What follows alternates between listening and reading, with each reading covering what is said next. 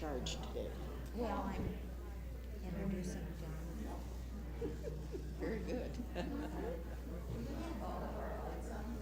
You made me come to church today. And you said last Sunday that you thought it was people were getting too comfortable staying home, or however you put it. I thought that applies to me. It So I applies was- to all of us periodically.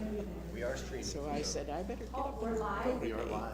I'm so glad to see you here, Mary. Sally, we're live. We're alive now. We're on. Are you introducing? Okay. Okay, I'll go with you. 1 minute. And counting. Okay. All right, we're really happy this morning to have John Ulmer speak to us. John is an elder and he's on session, and he's also a member of the financial team. And this morning he's going to talk a bit about the financial picture, and he's also going to tell us about the Good Samaritan Fund. And I think a lot of people aren't really aware of what that is, and he was very instrumental in the creation of the Good Samaritan Fund. So I'm anxious to hear more about that. So go ahead, John. Okay, thank you, Sally.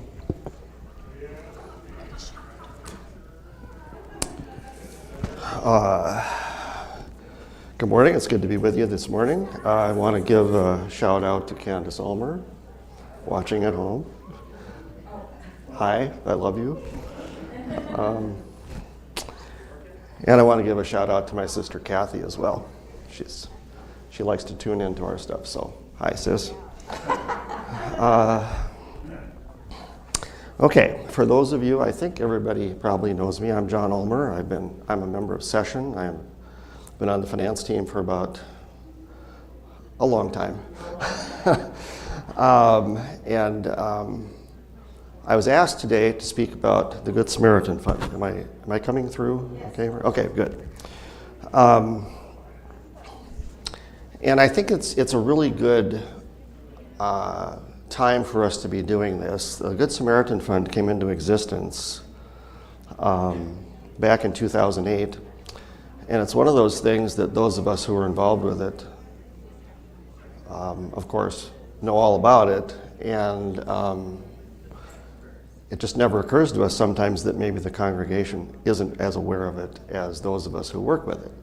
So this morning, I would like to start, we're going to have a scripture lesson. It's a very familiar story to all of us. This comes from the Gospel of Luke, chapter 10, verses 25 through 37. This is the parable of the Good Samaritan. On one occasion, an expert in the law stood up to test Jesus. "Teacher," he asked, "what must I do to inherit eternal life?" "What is written in the law?" Jesus replied. "How do you read it?" He answered, "Love the Lord your God with all your heart, and with all your soul, and with all your strength, and with all your mind. And love your neighbor as yourself." "You have answered correctly," Jesus replied. "Do this, and you will live." But he wanted to justify himself, so he asked Jesus, "And who is my neighbor?" In reply, Jesus said, "A man was going down from Jerusalem to Jericho when he was attacked by robbers. They stripped him of his clothes, beat him, and went away, leaving him half dead. A priest happened to be going down the same road, and when he saw the man, he passed by on the other side. So too, a Levite, when he came to the place and saw him, passed by on the other side.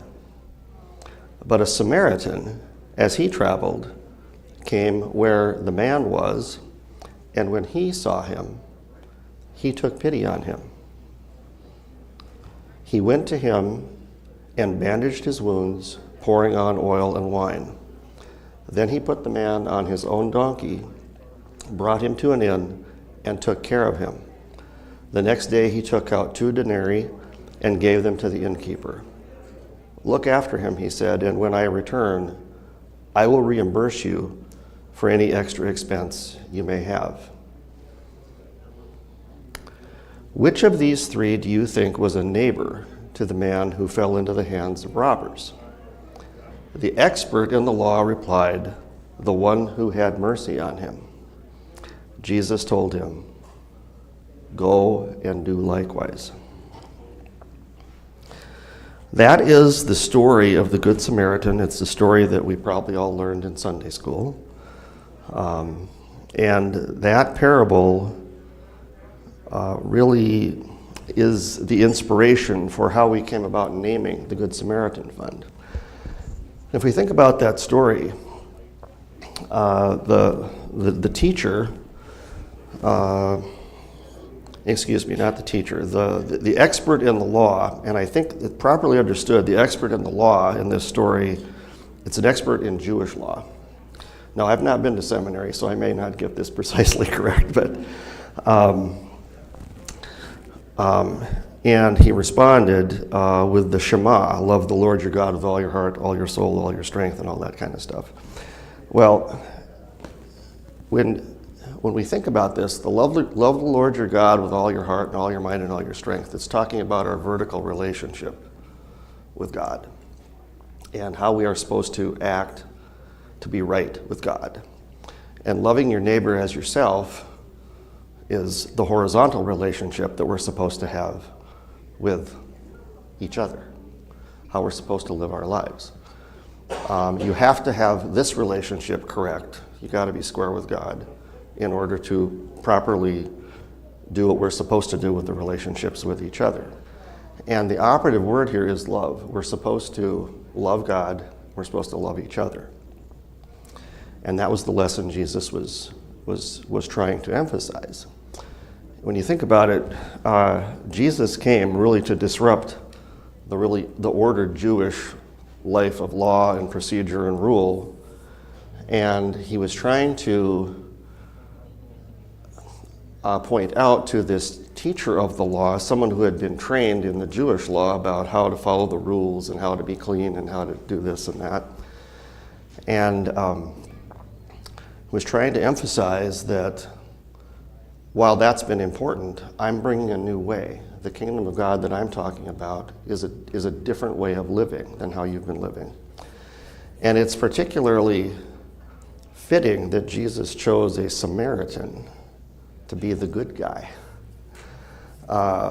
You'll notice in the story, the priest comes along. Now in Jewish life, the priest that's about as high as you get. They are revered. They were the people who personally talked to God in the temple, and they were the elite. Well, the priest came by and he went over here and he walked by on the other side of the road. He didn't want to have anything to do with this guy over here. Well, then a Levite came along. Now, a Levite is just a little bit lower than a priest, but they also had important work in the temple. And the Levite came over here and walked by on the other side of the road and ignored the guy laying there.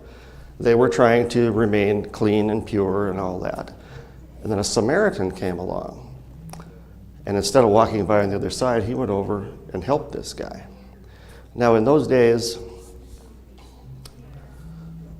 the Jews and the Samaritans didn't really like each other very much. In fact, some commentators say that the Jews and the Samaritans despised each other. They hated each other. The Samaritans were viewed as being clearly lesser people. And so it's very striking that Jesus would choose the Samaritan to be the one who shows compassion on a Jew. It was unheard of. It was unthinkable that a Samaritan would help a Jew because they just didn't want to have anything to do with each other. And Jesus was trying in this parable to emphasize that now that I have come and the kingdom of God that I am preaching, that I am promising to you, is a world where we aren't going to have these distinctions. All are welcome, all are worthy, all are valued. And your job is to love God and to love your neighbor. I'm an accountant, I think in rows and columns, so this all makes sense to me. You got to have your vertical relationship with God, your horizontal relationship this way. So that's the context of the Good Samaritan parable, and it really goes to the heart of why we have the Good Samaritan Fund. I'll start by saying the Good Samaritan Fund was set up for one purpose. The money that goes in here is to be used to meet physical and spiritual needs of people who are outside of our church. So just like the Samaritan helped the Jew who was clearly not in the Samaritan's circle. The Samaritan was not in this Jew's circle, but he took compassion on this man and he took care of him. And the name seems very, very fitting. This is money that we intentionally set aside to take care of people who are not part of our church.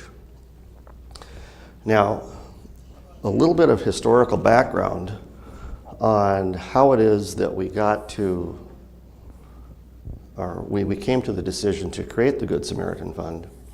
If you go way back in the history of our church, and this was before we joined the church, we joined in 1989, but somewhere prior to that, our church had 3 different boards. We had a board of trustees, we had a mission board, and we had session. And they all were independent of each other. The trustees were in charge of all of our facilities, that kind of stuff. The mission board took care of mission work, which was, outbound stuff, and session took care of all the internal stuff. Well, somewhere along the line, it was decided that that was inefficient, or perhaps this was a denominational change. Maybe, Claire, I don't know. But somewhere along the line, those 3 boards got merged, and it all became session. And so the former work that the mission board did on its own now became the mission team under the direction of session. The work that the board of trustees did now became part of the work done by what we today call the building and grounds team, which was under the direction of session. But the idea is that we put session in charge of the whole thing. Now, along the way, the board of mission and the trustees and session used to have their own bank accounts and their own budgets, and the deacons had their own. And very slowly we started to bring that under one umbrella to where session had oversight over everything. The mission team, the board of mission, had accumulated a substantial cash reserve to be used for projects. I mean, they got their funding every year, but they also had money saved for, it's called emergencies. Again, I'm not sure when that all changed, but when I came around and I first got involved on the financial ministries, I remember very distinctly going to a budget meeting, and we were talking about how to divide up the money for the coming year. And it was an excruciating process, because generally speaking, in those years, we had about $900,000 a year of income. But the way the budget process worked is we asked the teams to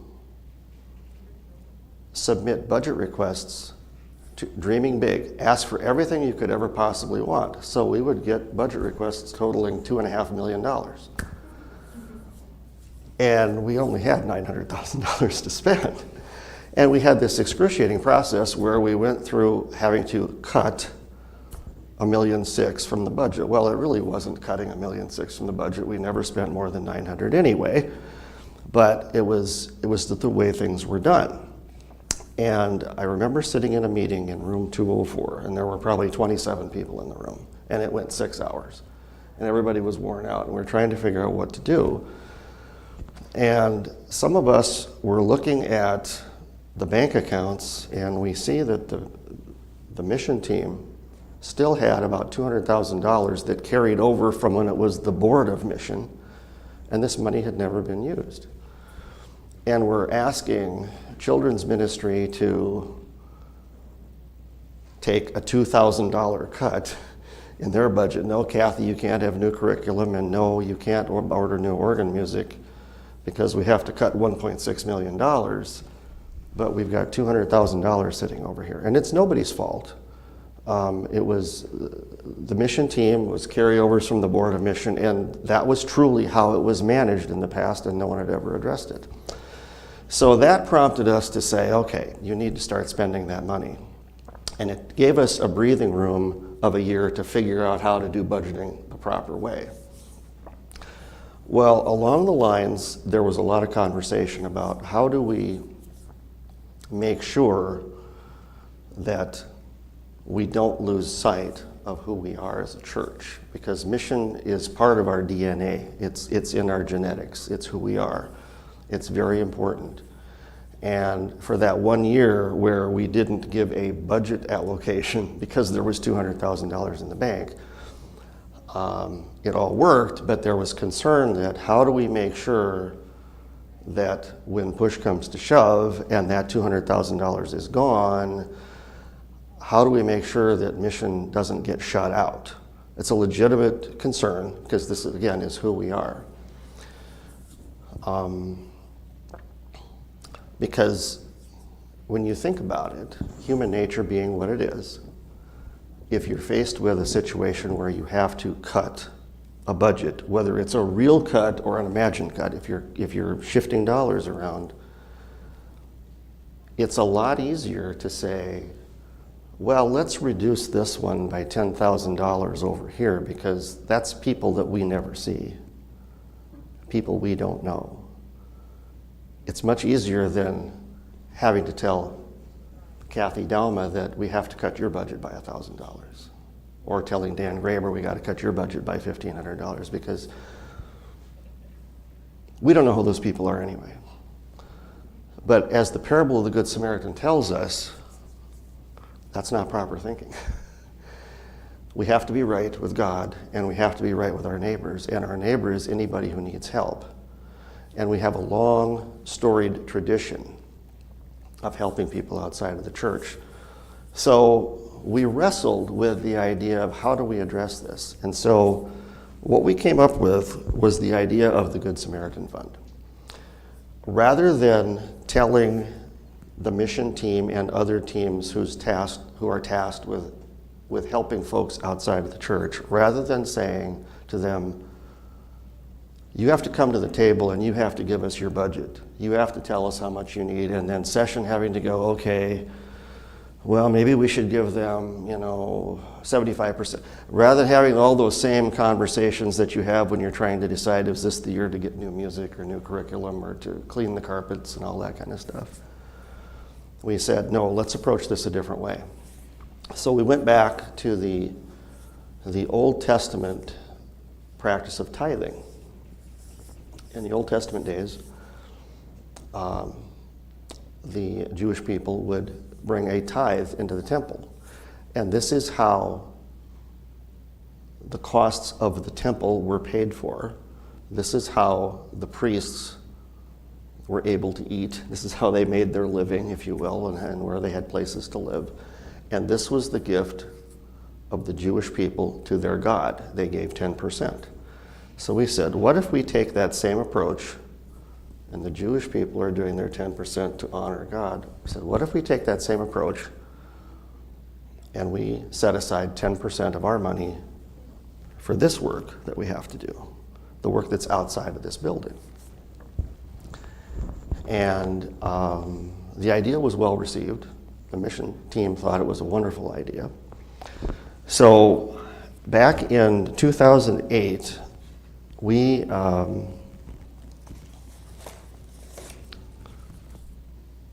passed the Good Samaritan Fund resolution. I brought a handout here. What this is,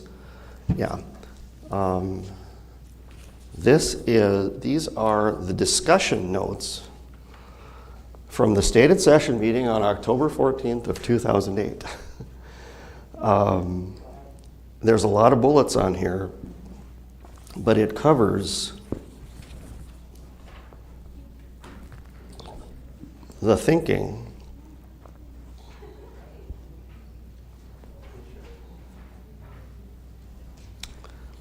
that governed our decision.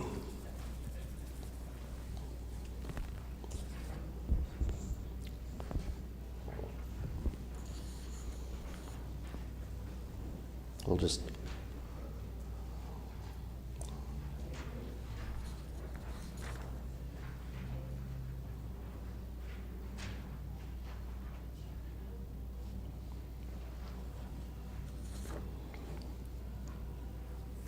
okay.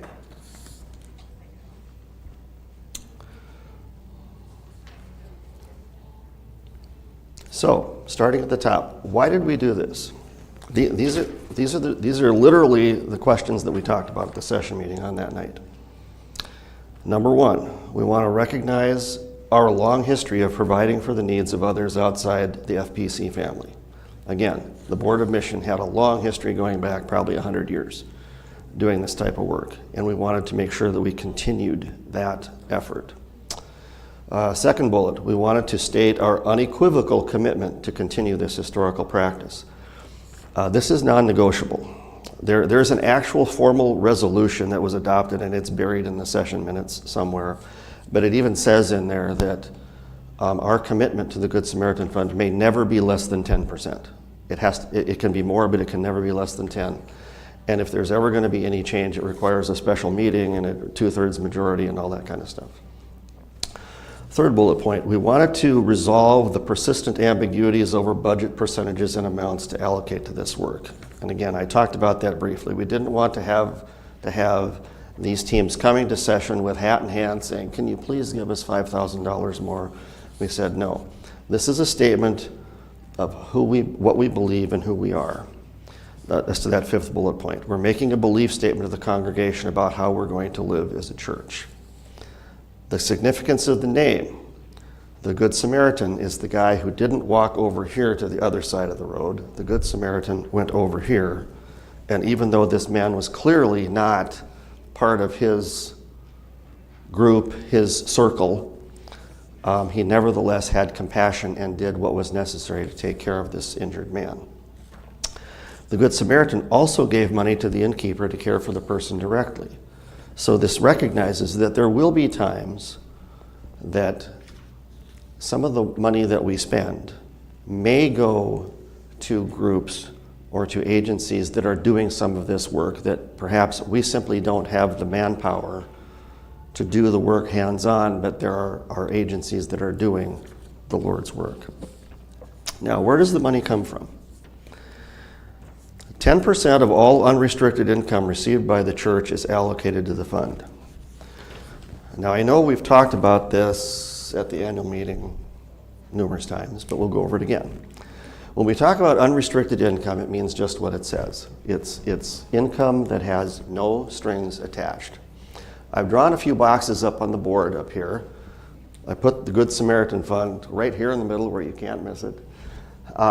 This is the general fund over here. You have to imagine it's the general fund. SGM is the vernacular that we use in the finance team for special gifts and memorials. Down here I've got 3 boxes. These represent 3 different teams that we have in the church today: the mission team, the neighborhood care team, and the Honduras Vision team. And we'll tie all this together as we go on.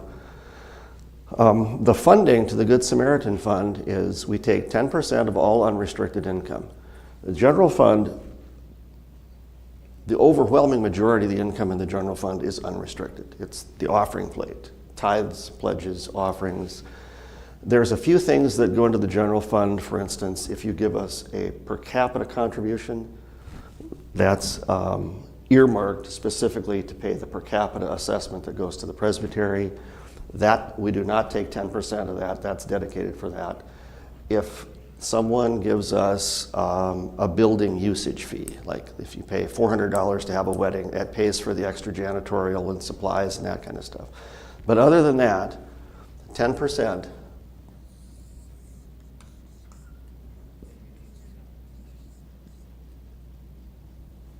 of the unrestricted money in the general fund goes into the Good Samaritan Fund.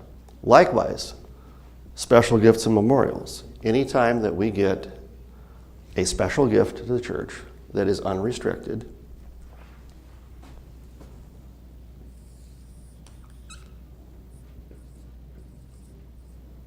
$10 of that goes into the Good Samaritan Fund. Now, if the money is restricted, if someone gives a memorial, a $25 memorial to the choir to honor Jack Schaffer because he sang in the choir for decades, we don't take 10% of that. That money that has been specifically earmarked goes directly to what it was given for. We always honor donor intent. But if there's unrestricted gifts that come in, 10% of it goes there. I can remember 3 or 4 different times that I've been involved in the financial ministries that an envelope will show up in the mail, a letter from somebody in California or Texas or Kentucky, and there's a check in there. And invariably it's some kind of a story like, my grandma belonged to your church and she loved your church. And, she moved to Kentucky, but, she just passed, and I just want to give a gift to the church because it was so important to Grandma. You use it however you think you need it. Another one that we got was a guy who was a very successful businessman in California, and he grew up in Sioux Falls, did not go to church, but his buddy took him to youth group. And it had a tremendous impact on his life. And he had sold his business, and he sent us a check for $75,000. Because use it however you need it. Those are unrestricted gifts. 10% goes here. The other, we decide how we're going to spend it. The most recent example of an unrestricted special gift is the one we talked about, the annual meeting. The gift from Gladys Perkins for $778,000. It's unrestricted. Now, we've currently taken her gift and we've stored that one on that other whiteboard out in the hall. We're going to pray and discern about that for quite a while. But once we decide how that money is going to be used, there will be $77,800 of that will go here because that gift was unrestricted. Occasionally, people will make a specific gift to the Good Samaritan Fund. It doesn't happen often, but it does happen sometimes, and then we just deposit those funds directly in there. Now, that's how the money goes in. And as I mentioned earlier, once a dollar is inside this box, when it comes out, it has to be used to meet physical or spiritual needs of people outside of the church. We've had various different forms of the structure of how this money has been divvied up and who's managed it. The current structure goes like this. This fund is under the control of session. Session determines how the money comes out of here, where it goes, which teams it goes to. We currently have 3 different teams that receive funding from the Good Samaritan Fund. And as of today, the allocations are, of the 10%, we have 7 of the 10 goes to the mission team, 2.5 goes to neighborhood care, and 0.5% goes to the Honduras Vision Team.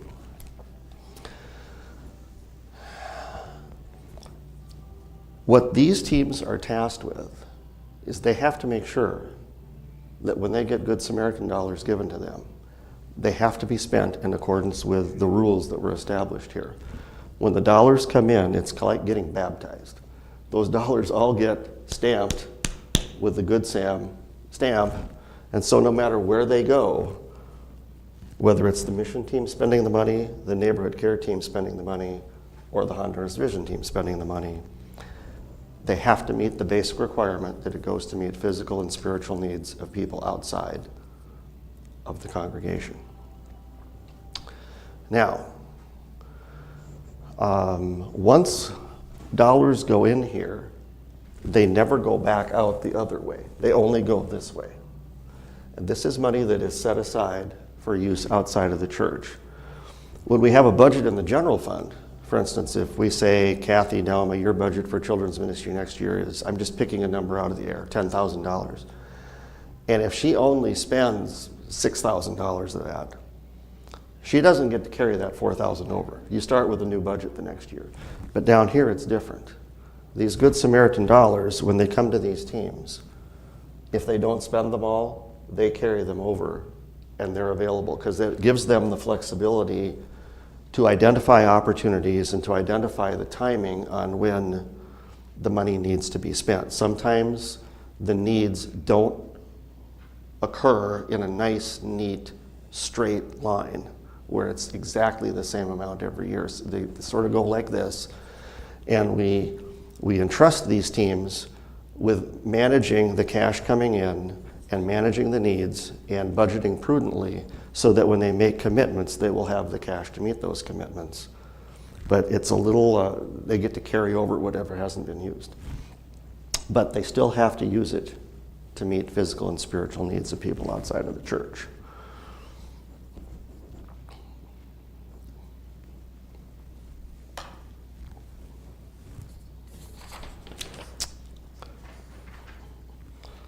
Okay, so on that third question, where does the money come from? That's where it comes from. This is where it goes. And then these three teams do a variety of things. That second bullet under where does the money come from, the allocation may never be less than 10%. Unrestricted income, we talked about that. Okay, what is excluded from the 10% allocation? If we have special offerings, for example, Christmas Joy, Pentecost, One Great Hour, Children's Globe offerings, those offerings always go specifically to the purpose for which they're given. There's no 10% scrape on those. Any restricted special gift or memorial. Earnings from restricted endowments. We do have several endowment accounts at the Presbyterian Foundation that where the donor has said, I want the earnings used for this. We always honor donor intent. Now, the next question, which team gets the money?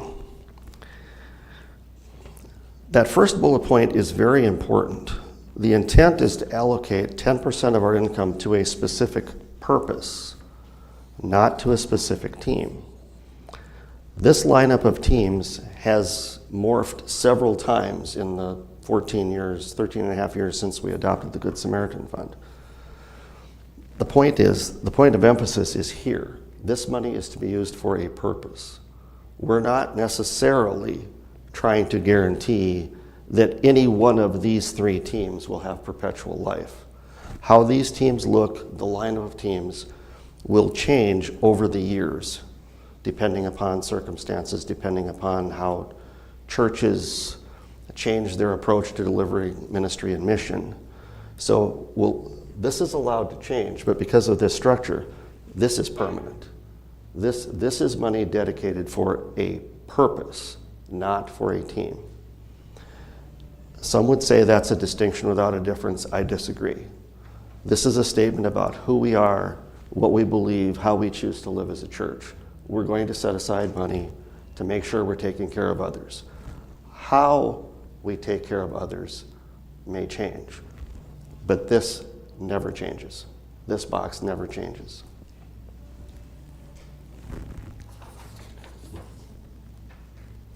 So does it continue to build up money? We need the microphone. You have to. Oh. Does the Good Samaritan Fund build up funds over the years, or does it always take its percentage to those? Currently, the practice has been whatever comes in goes out. Now, there's a little bit of a lag. There may be like a 30 or 60-day lag in there where the money that comes in, for instance, in January here may not go down here until February. There's some timing in there. To date, we really have not accumulated any cash in here. But it is certainly within the realm of possibility that Session could make a decision. I'm not saying that they're contemplating this, but they could conceivably make a decision that, we see something coming up 5 years from now that we want to do, and it's going to take $50,000 to do that. Session could choose to hold back $10,000 a year, keep it here, and allocate the rest so that 5 years from now, that money is available to do the project that's envisioned. We haven't quite gotten that creative yet, but we certainly have the ability to do that. We also monitor the degree to which, if these teams are accumulating what looks to be like you're accumulating a lot of money there and it's not being used, we don't want to have a repeat of the situation where we had a $200,000 bank account where the money is supposed to be used. That has not been the case. The teams are very prudently using the money, and I think appropriately so. But that's a good question. It does give us the ability to plan for the future. Yes, Judy.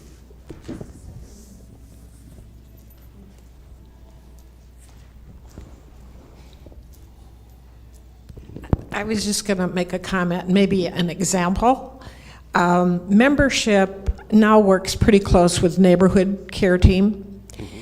And so, for instance, we have a budget, but when we have a special project, for instance, the Advent booklets, which seems to be very popular in the church, our budget doesn't cover costs. So we go to the neighborhood care team and they say, yes, we want to help with this project. And that's not the only one. There's been other things. During the pandemic, when we were making personal visits to people who were more shut in and more isolated than other people, we again worked with the neighborhood care team, which we thoroughly embraced and really appreciated. Okay.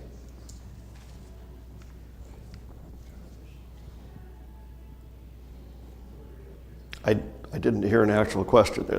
You were just making an observation. Yeah, right. No, yes, the neighborhood care team is doing some good work. We have to always be mindful that whatever money comes out of here is intended to benefit people who are not part of the church. But this is an organic process, and perhaps our understanding of what constitutes outside of the church will constantly evolve and grow. I have the pastor who wants to ask me a question. I'm in deep trouble. Okay.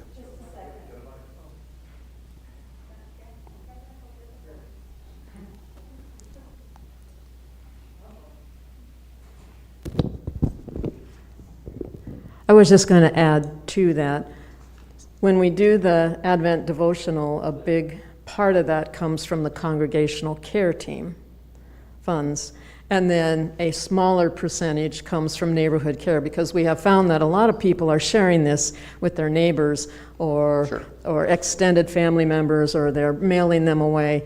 So you'll hear more about that next week and how we divide congregational care and neighborhood care needs. Okay, all right. Yeah. Okay. Yep. That's an important, thanks, Pat, for that clarification. There's also, I don't know how this fits in, but Peaceworks, in order to keep our sewing ministry going all the time, we have needs like cutting boards and stuff that people don't donate. And it is, Good Sam Fund that allows us to continue to make things that we give away. But the money comes here to use for resources that we send away.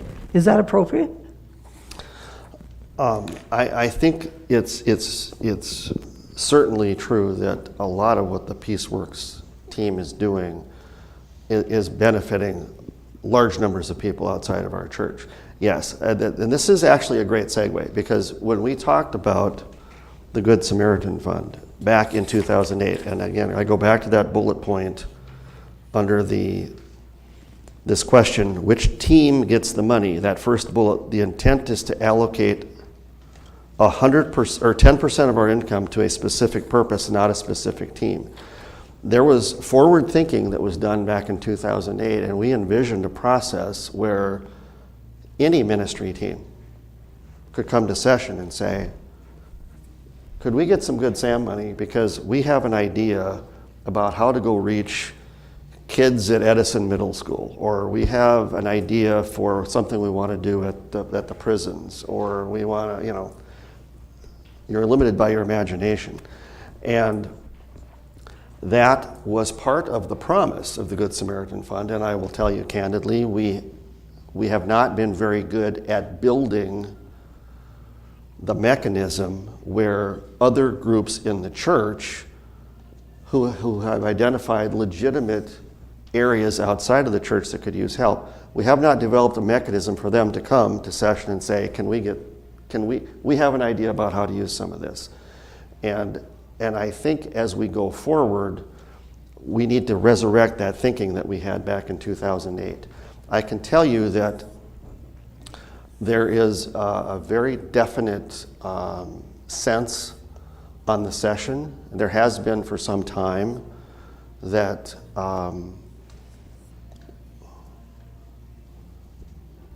and I'm not saying this to be critical of past practices, but there's a sense that if you go back over our history, I'm talking 20, 30, 40, 50 years ago, we were really good at writing checks, mailing checks out.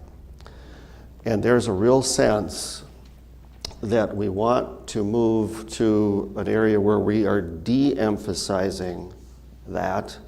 Not that we're going to stop. There is certain work that's done in the community, agencies that we support that are doing valuable work,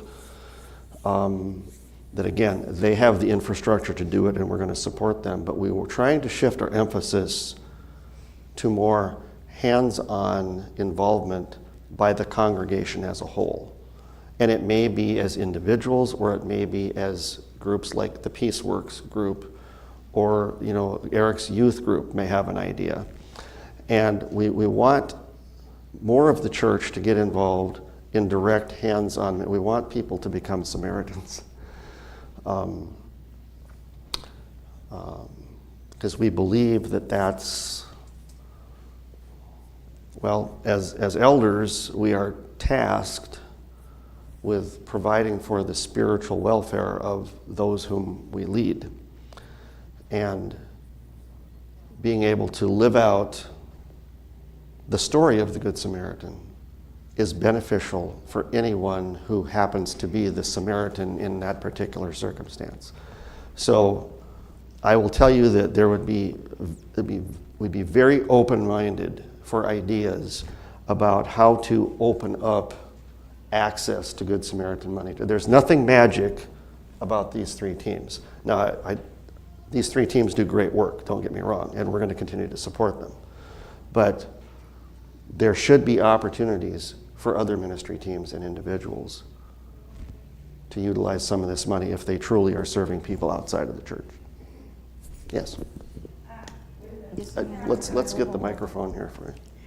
We have the general fund, and 10% is taken out of that to the Good Samaritan. But what about the 90% in the general fund that's left there? Where does that go?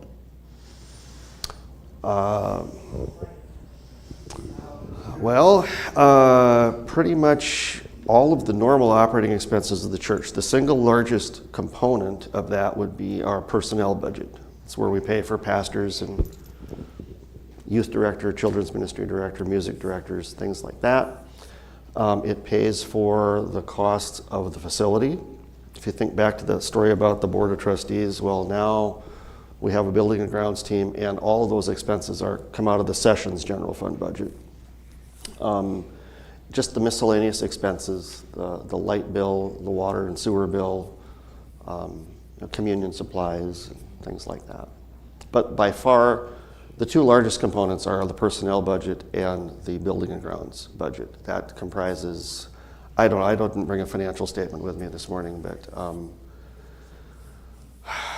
it's got to be over 80% of the budget are those two items.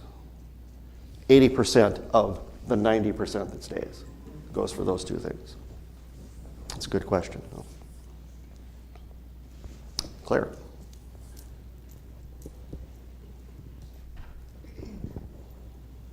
Excuse me.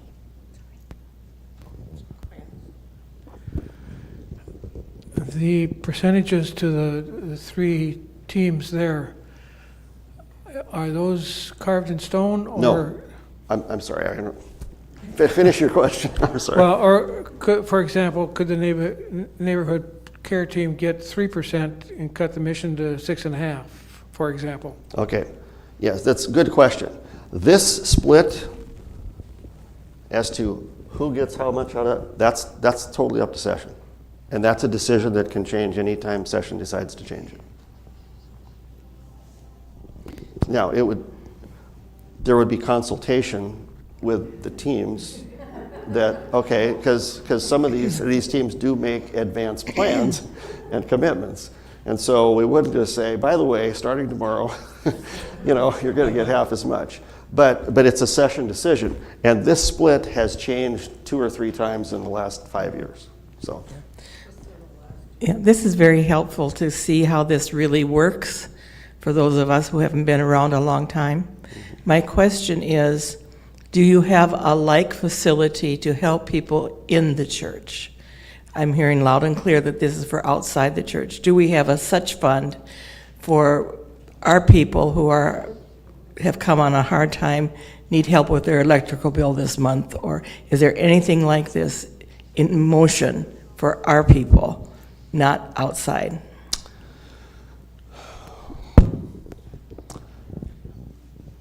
I would say that there is nothing formal with defined percentages and set-asides.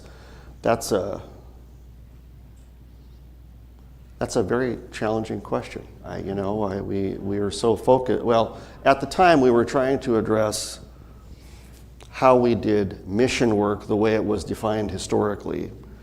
And so we didn't really contemplate kind of the internal stuff, the assumption being that the 90% that we leave, we have to make do with all of those things, like helping each other. But you've got my wheels turning now. I will say that there have been some special gifts given to the church by some members that were earmarked specifically for what you're talking about.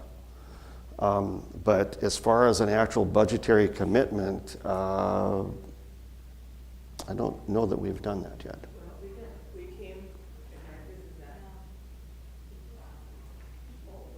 I need the whole thing. Pat's waving. I only had half a thing. We came from a church who had a very like system for with a team that just had a fund for short-term proven need, and it was a very secretive type of thing. It was not a published, but it was very successful, organized in such a way, but very similar to this. So we just didn't mean to challenge it, but kind of did. I see Pat kind of doing this at me. What am I? We're doing sign language here, Pat. Sorry. One of the things that happened recently with the reorganization of the deacons is the congregational care team now has a line item, a line, I don't know what you call it, a line in the budget where they are given a certain amount of money, and that money is only for us.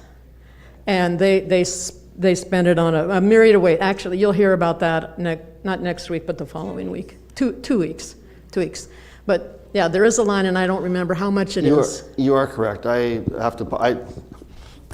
There's a lot of numbers here, and I didn't bring. Yes, we do have a congregational care budget, but my response to you was, it's not necessarily a formal percentage or guaranteed minimum or anything like that. But you really got me thinking that maybe that's something that we should think about in the next budget cycle, is making it a defined amount so that we always, because, I mean, yes, we're supposed to take care of the person who's not of our group, but for crying out loud, we're also supposed to take care of each other. So that is important. So I thank you. Thanks for asking that question.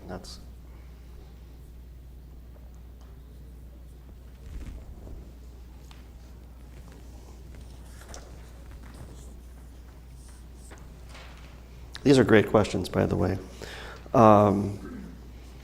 If we go through, get down to that second to the last question, who makes the spending decisions? Excuse me. The final decision authority for all disbursements rests with session. Ultimately, session is who is answerable to the congregation. Session has to decide how the money gets divvied up. Session will appoint an advisory team to review and prioritize proposals. Yes, we've gone through a number of permutations of how we've had this advisory team. This is the current structure that we've landed on, is that session controls this. Session determines how much goes here currently. Maybe next year there'll be 4 teams or 5 teams. Maybe there'll only be 2 teams. Maybe we only distribute 8% and we keep 2% back. All those things can be decided by session as the needs and circumstances and societal conditions evolve over time. And that last question, what keeps us honest? All of this is set up. There's separate fund accounting in our fund accounting system. At any moment in time, we can run a complete financial statement on this fund showing the money that came in, came out. We can show financial statements for these teams separately, and there will be what I would call clear transparency as to how the dollars are being used.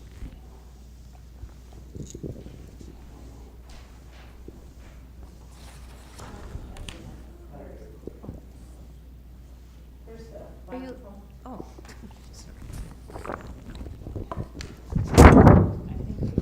Need some glue on the bottom here. I was just going to mention that next week, to follow up with John, the mission team, the neighborhood care team, and the Honduras will flesh out kind of what John's been talking about. And then the next week after that will be the congregational care. So we'll kind of, Right. yeah, we'll get there. Right. And one more question. John, when do you transfer the funds from general to the Good Sam Fund? On a monthly basis? At the end of the month, End of the month, you when divvy- we close the books Okay. for a month, and it's like the first week or so, or a week and a half into the next month, and we've determined what is the final income for that month. Then we do the 10% math, All right. and we actually book the entry on the statements to show that that money went out on the last day of the month. Some of that's an accounting entry. The cash is all in the bank. Sure. But we move the money monthly. Okay. Monthly, yep. We stay on top of that. Excuse me, I got a little bit of a frog this morning here, but it's not COVID.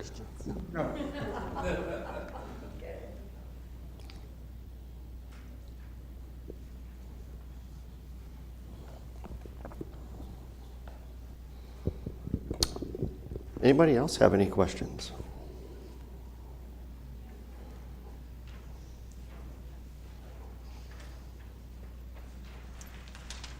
well, Okay. you all need to come back next week because Kathy Newcomb is going to tell us about her neighborhood care team, and we're going to hear about all the mission work from Carol Walter, and then Paul Gillespie is going to update us on the Honduran team. So I think it's going to be really interesting when we get to the details of these teams. All right, thank you.